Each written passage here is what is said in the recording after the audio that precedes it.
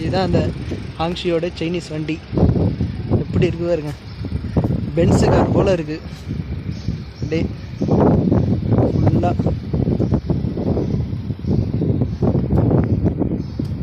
இது back side பாருங்க, Chinese ஹாங்ஷி.